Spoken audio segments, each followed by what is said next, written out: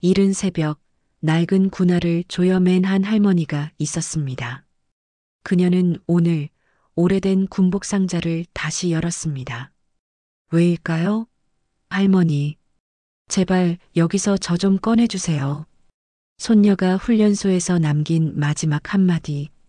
그 한 문장이 40년 전 특전사 전설을 다시 움직였습니다. 한때 투스타 장군이었던 그녀는 왜 다시 교문을 넘었을까요?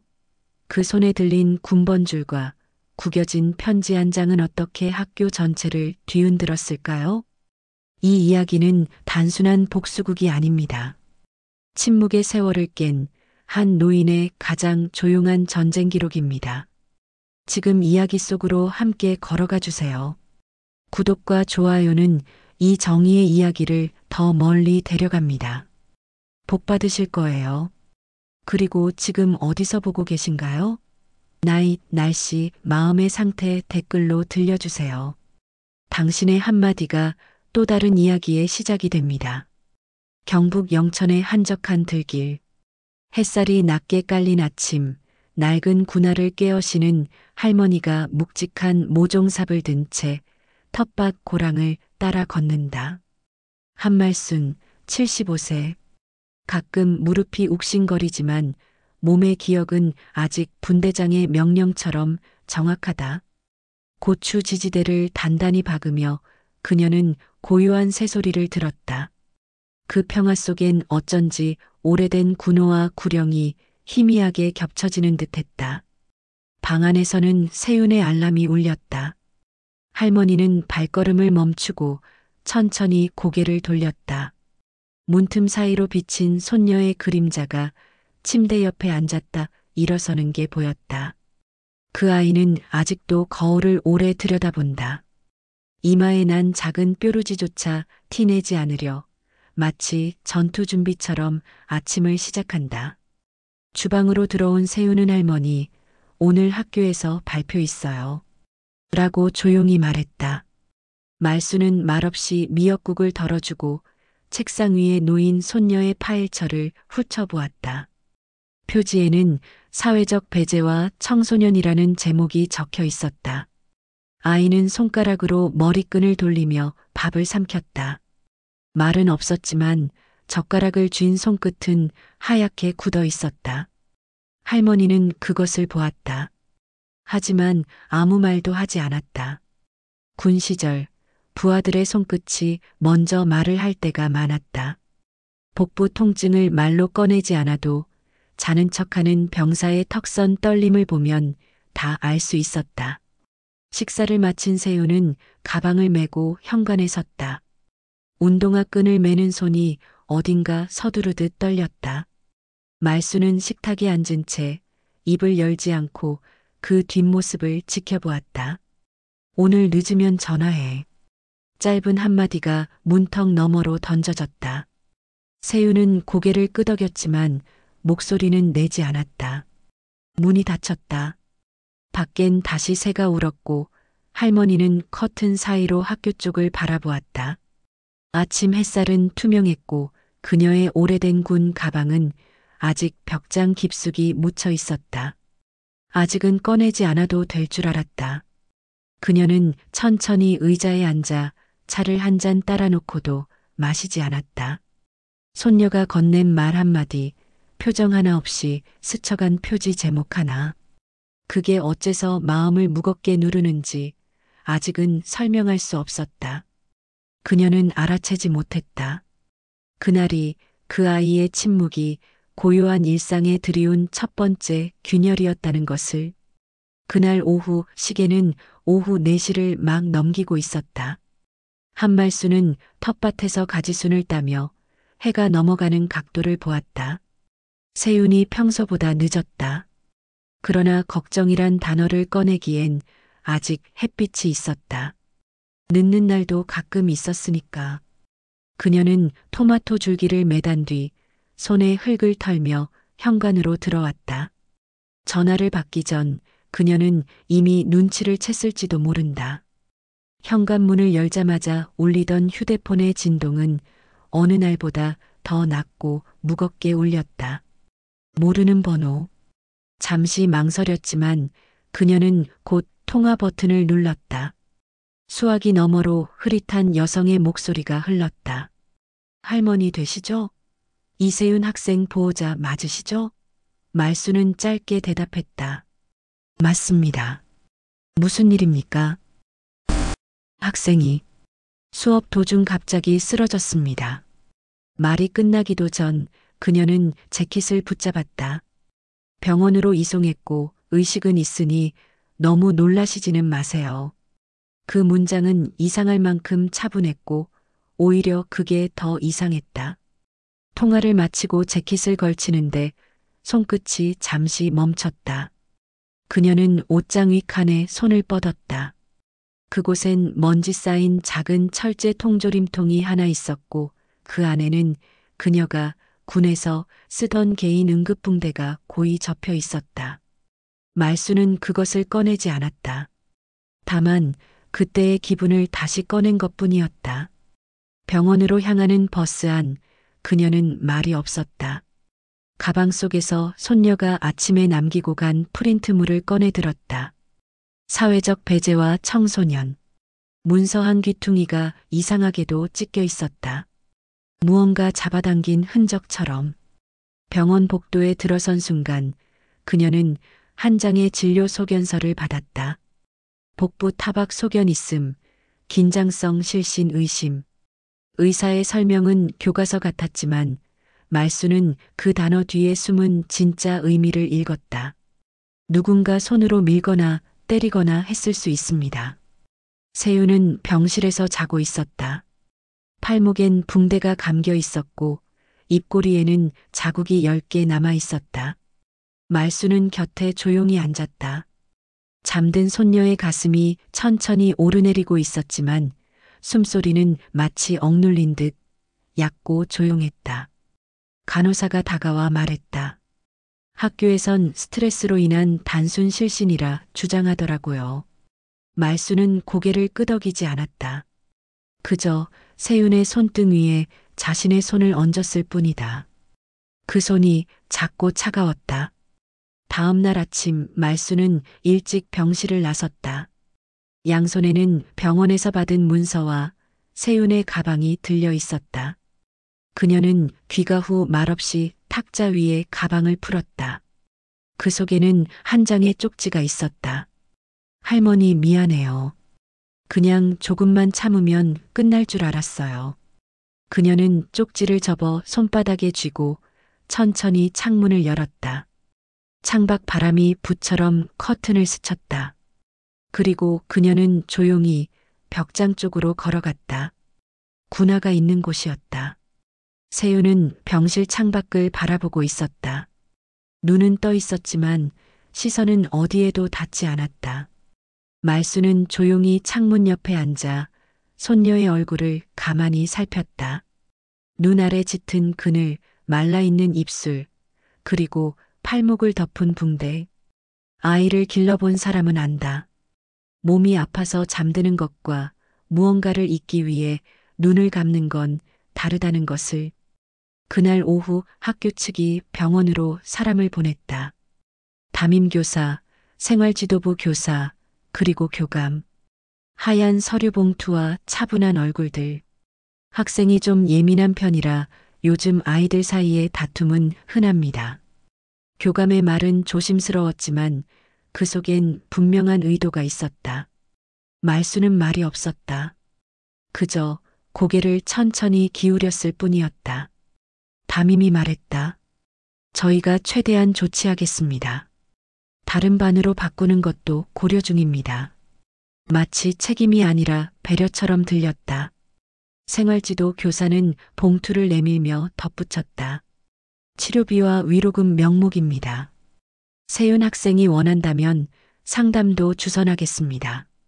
말수는 그 봉투를 받지도 않았다.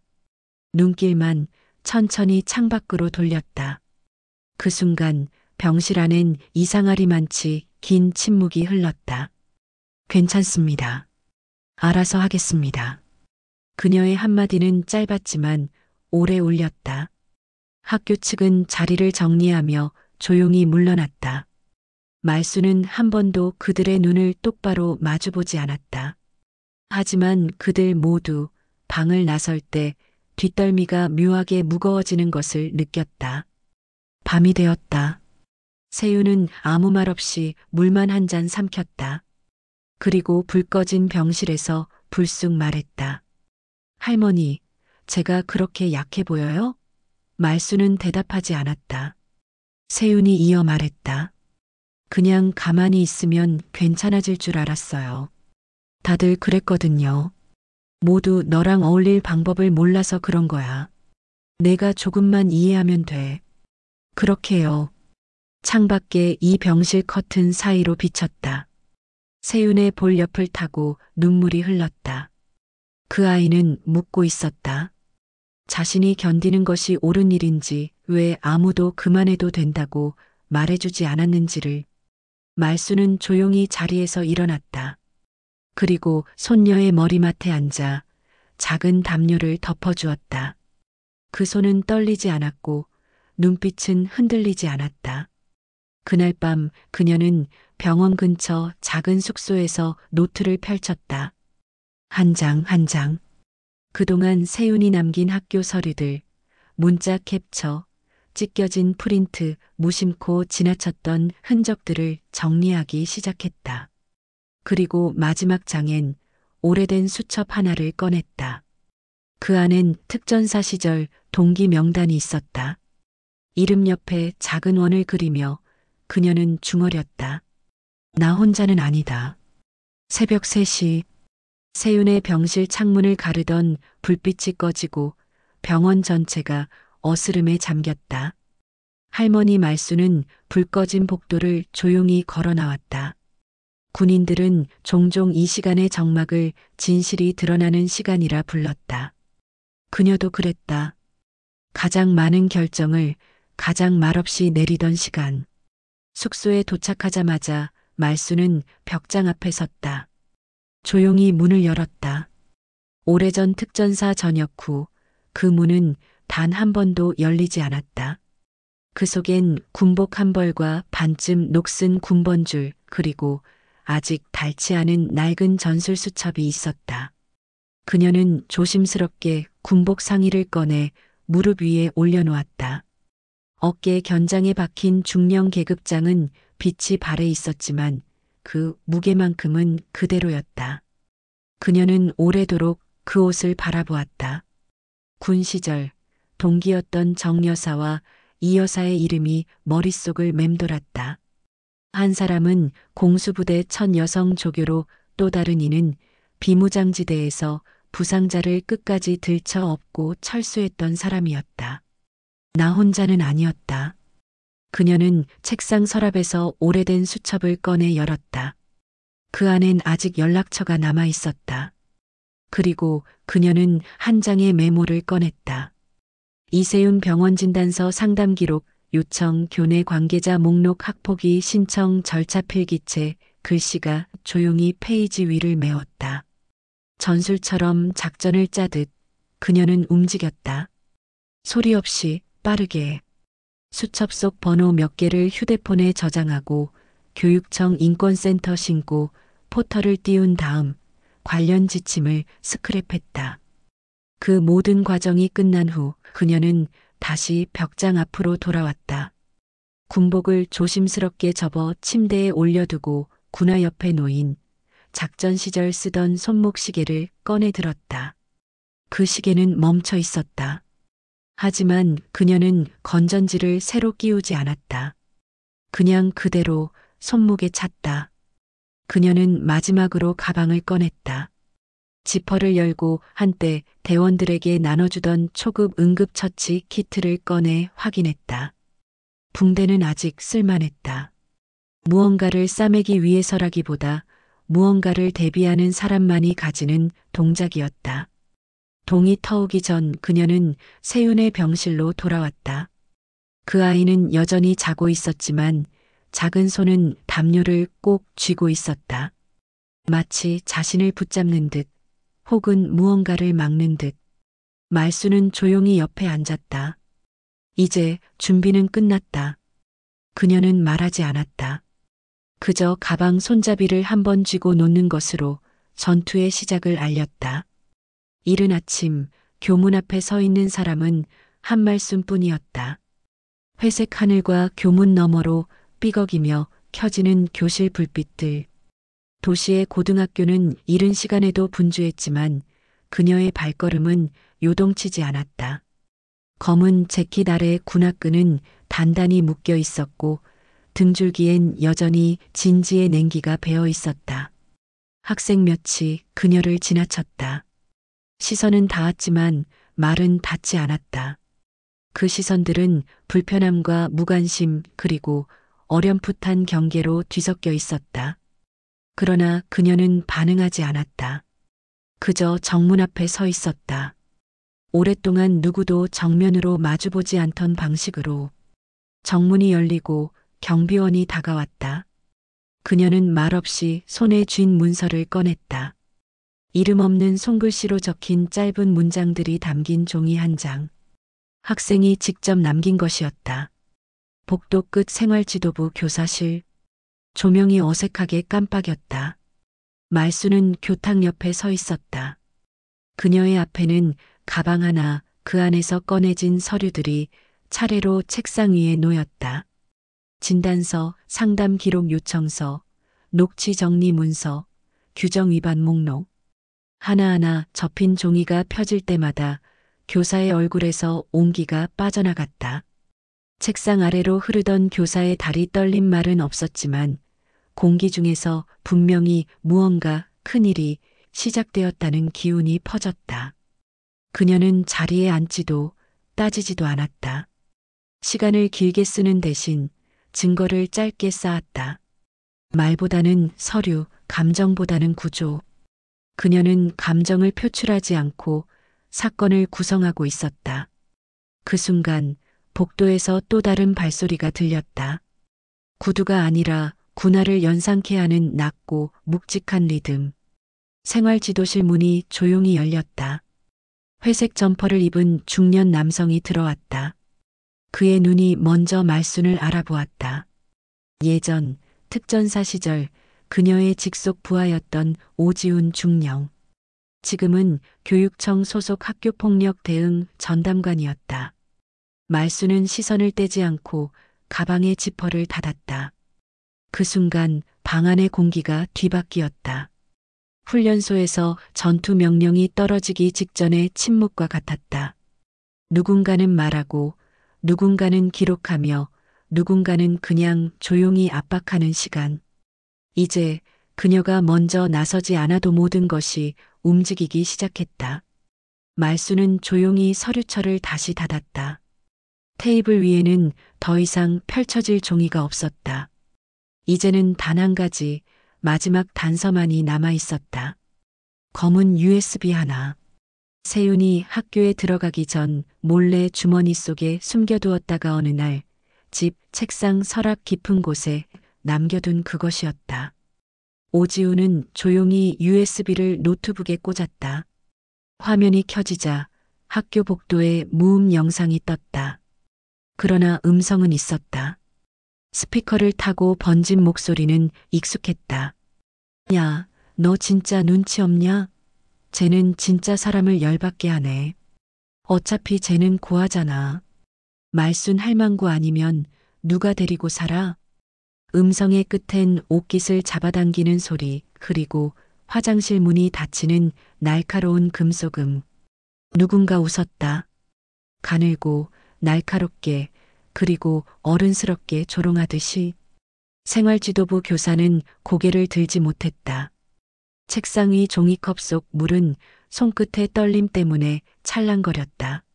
말수는 화면을 바라보지 않았다. 그녀는 이미 모든 것을 듣고 받아들인 얼굴이었다. 오지우는 추가로 영상 하나를 열었다. CCTV가 없는 교실 뒤편, 블라인드 너머의 그림자. 낮은 목소리로 반복되는 경고들. 이거 교무실에 말하면 더 세게 간다. 내가 잘못한 거야. 우리 분위기 깨니까. 그냥 가만히 있어. 내가 없어지는 게 차라리 나아. 녹음이 끝났을 때 방 안에 누구도 말을 잇지 않았다. 말수는 자리에서 일어나 천천히 교실 밖 복도로 걸어나갔다. 복도 끝 교감이 서 있었다. 그 역시 이 자료들을 전달받은 참이었다. 눈앞의 여성이 누구인지 이제야 정확히 이해한 듯 고개가 깊이 숙여졌다. 그녀는 걸음을 멈추지 않았다. 계단 아래 비상벨이 있었다. 손을 올리지도 않았고 소리도 울리지 않았다. 그러나 이미 시스템은 흔들리고 있었다.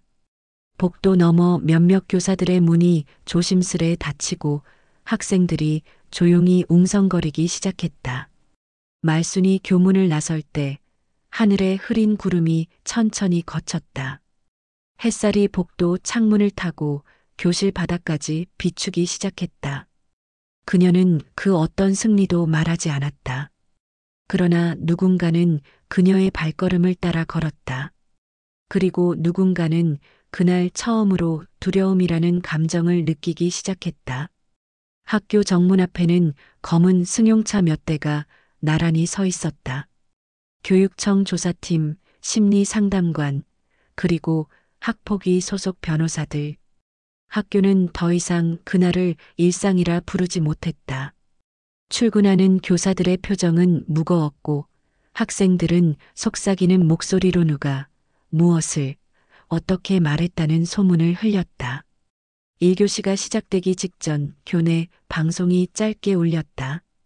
학교장 명의의 사과문 낭독. 그 목소리는 떨리고 있었고 단어들은 간결했다.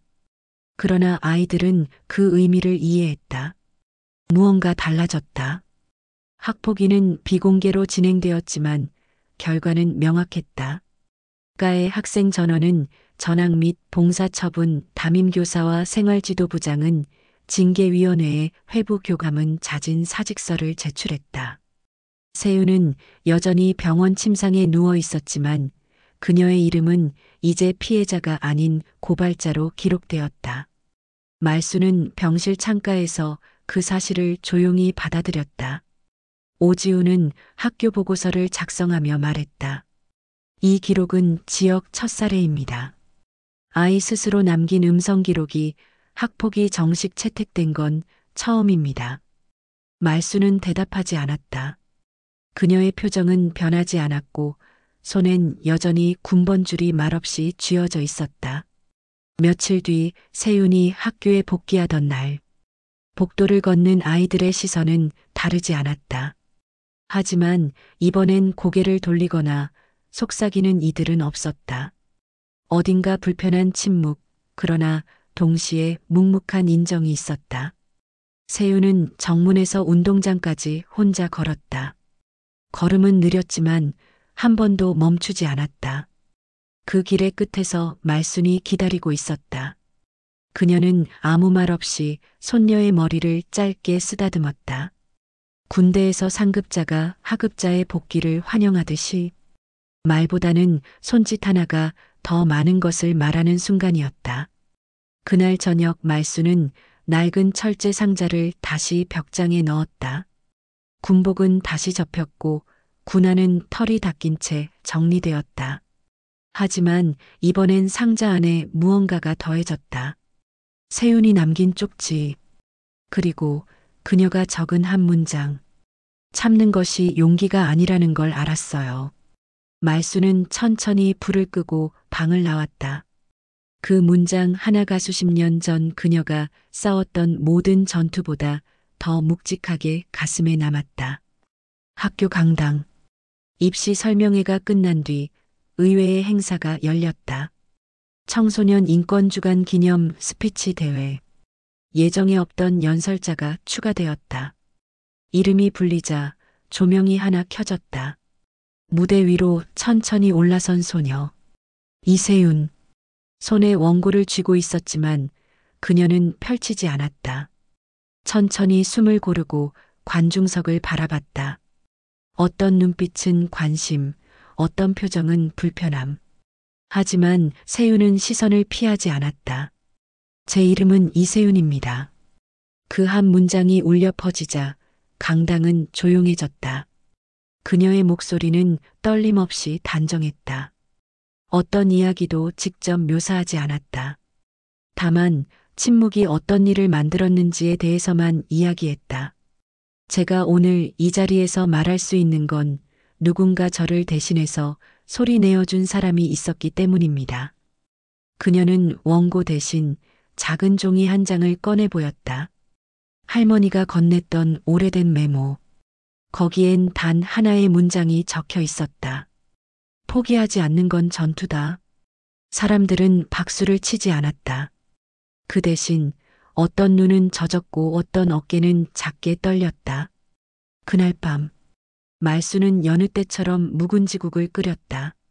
식탁에 앉은 세윤이 갑자기 말했다. 할머니, 나도 나중에 누군가한테 그런 사람이 되고 싶어요.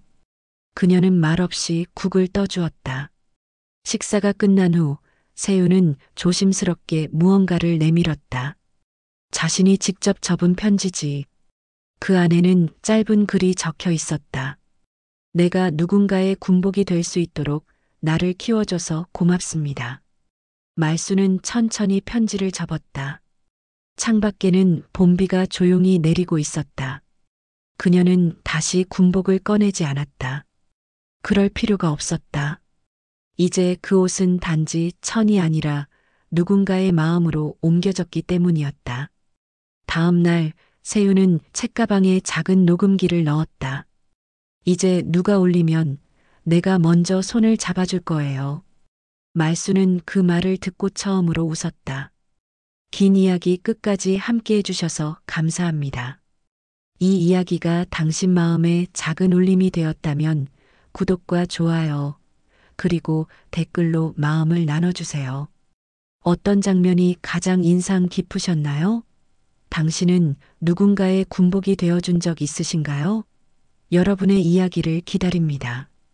고요하지만 단단한 이 발걸음처럼 우리는 모두 누군가의 용기가 될 수 있습니다. 감사합니다.